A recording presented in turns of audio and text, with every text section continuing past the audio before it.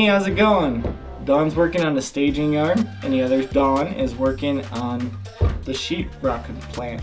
And Scott is working on intermodal yard stuff, or the narrow gauge in that area anyways. So anyways, welcome to the Nearly Historical Railroad channel. Yes. Where hit subscribe, like, and the bell icon if you can. Yeah. That way you get notifications when new videos come out. That kind of thing. People wants us to do it because they want to keep track of things. There you go. Track us. So we're doing stuff and things. All right, I'll show you the staging yard. All right, so here's the underside of the staging yard, also known as the pinball machine. So I think I got all the micro switches in. There's 10 of them. They're not wired up, but they're all in. Let's take a look at all of them. 1, and number 2, and number 3, 4, number 4, and also number 5, and number 6, number 7, and number 8, and number 9, and last but not least, number 10. Okay, so if you haven't been watching the videos, putting those micro switches in to power the frogs to the turnouts that are on the other side, which will be the top side of the staging yard. Because there was nothing there to power the frogs. It was just based off the points on the switch.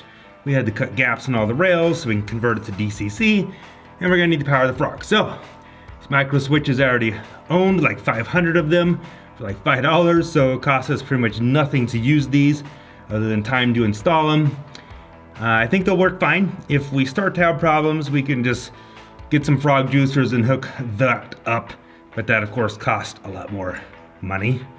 So anyways, I'm gonna go right above us and take a look at, right above us, there we go, and take a look at what my dad has been working on, kind of as far as scenery stuff goes. It's an area I haven't really talked about. It's kind of a sheetrock industry, I think. It's all white, it's probably sheetrock. All right. Okay, so basically right above where we just were, we have this white area. There's this white building, a couple of buildings. There's a building sitting up there on the tracks. They all went in this area. I think it was kind of a, I don't know, I'm guessing it's a sheetrock manufacturing kind of place. Makes sense to me. Anyways, this area was damaged quite a bit when we moved the layout, because again, we had to cut this layout into sections. And this is an area we never really got around to repairing. So my dad's been working on it, been putting in some hydrocal, filling holes, and that type of stuff. Here's a closer look at this building. It's actually a really cool building. It looks like it's probably all scratch built basically.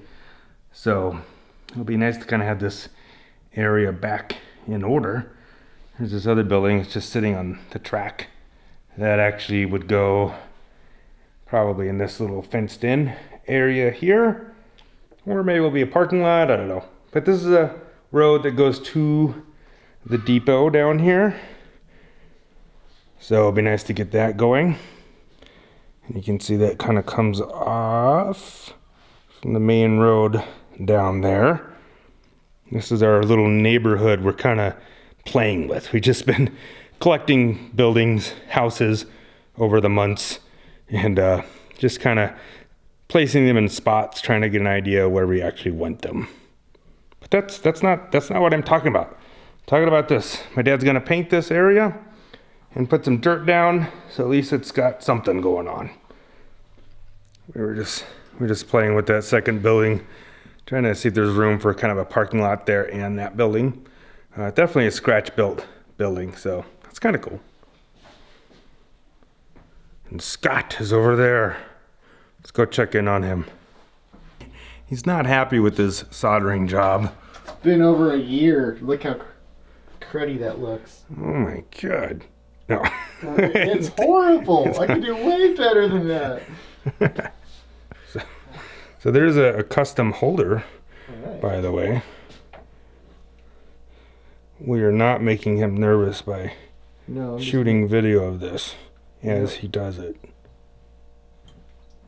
If I can. Do it. There he goes. Yeah, he knows what he's doing.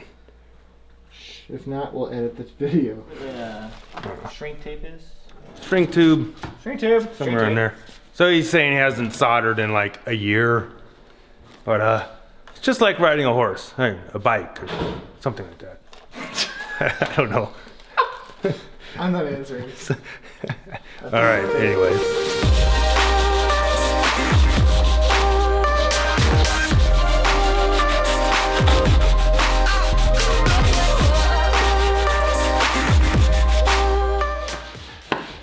All right, so my goal was to get those micro switches into the staging yard, and I've done that.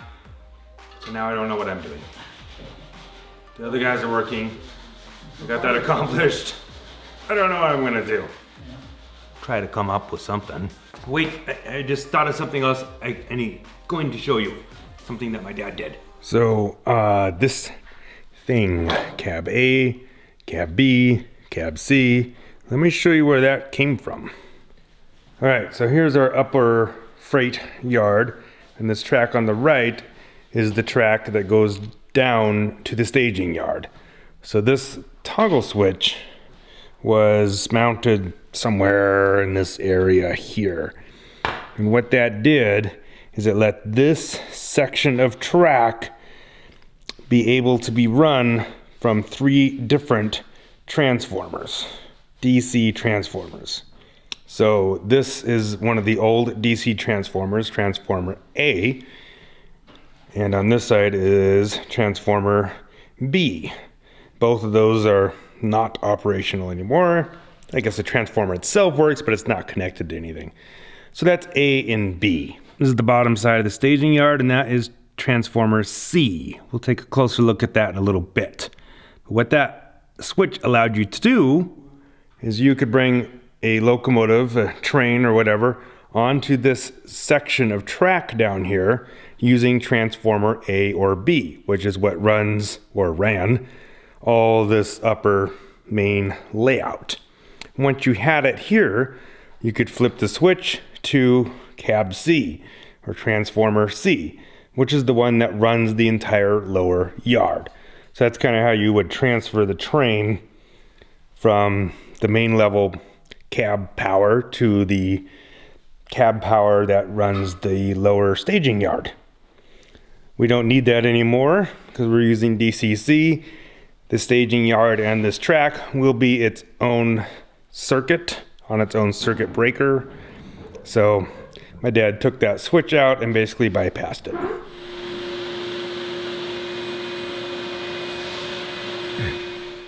That's the front side of the cab C transformer that runs the staging yard, or ran the staging yard. We have it all disconnected now. But let me show you something interesting on it. So here's the transformer. We're gonna go sideways. Hold on, everybody.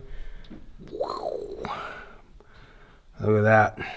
Plans from Francis Lines Throttle, built 4/2/1979.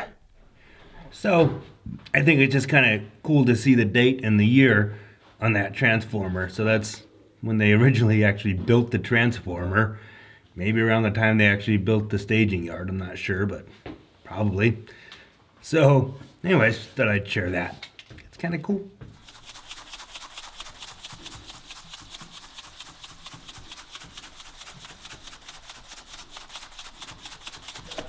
So I think the next thing to do on the staging yard is actually to hook up all the frog wires to the little micro switches I have put in. We've already done like 2 of them. So that's the next step. I'm not gonna do that now because I don't wanna be under the layout anymore. But I got something else I can do that's kind of mundane. We're gonna go to the Palisades area. Remember that? On the narrow gauge, dual gauge area? I'm gonna do some stuff over there. How's it going, Scott? Look it, I know how to solder. I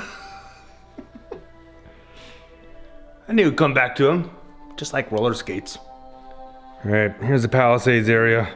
Lots of talus work here. My dad did the last of it, and I think I'm gonna add a little bit more in here. Oh, let me show you some pictures. So it doesn't really matter that much, but I was kind of looking at where trees are, And this is more current time period, so it could have been drastically different when the wall was originally built. So basically I can do whatever I want, but you can see there's trees here, and I think I'm gonna probably do something like that to kind of fill in some of this area. I'm not exactly sure what to do with.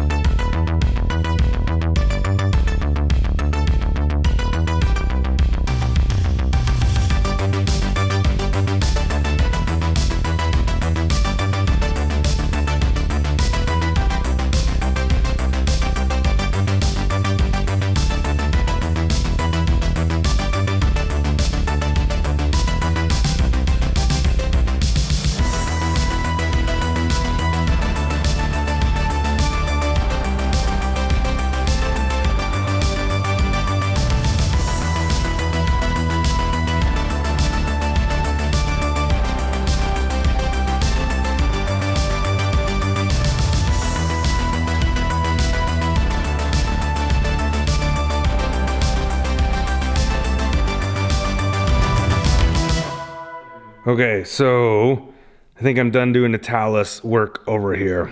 I use mostly the smaller rock and whatnot because, well, it's just easier to get it to stick on there. And really, I was just trying to get some more texture to like this upper area and whatnot. And I just kind of figure a lot of that area is going to be kind of low brush and grass, and then probably some pine trees like in that area. So this will be a good base for that next layer of stuff.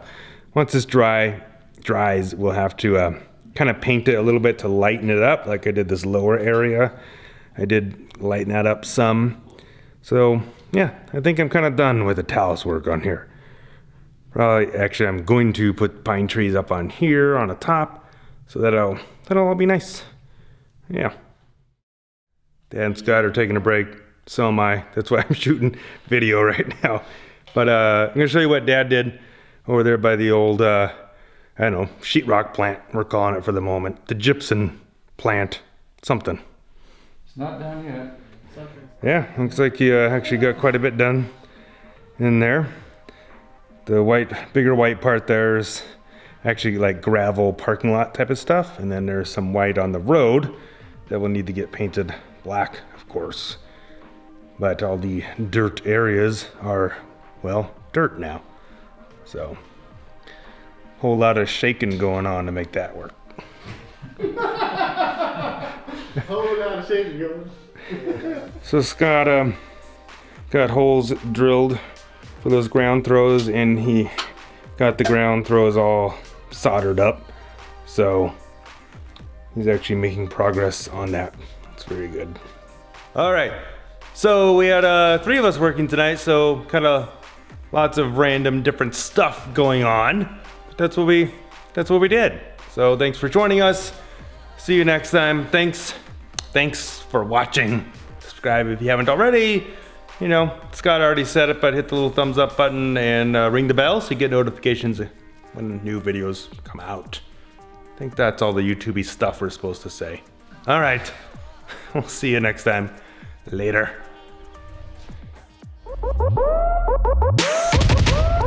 Hey, welcome to the nostalgic. Yeah, it is. Nostalgic? You nearly had it. Hey, how's it going? Welcome to the nostalgic. We got Don working on the intermodal yard, or the other yard. Yeah.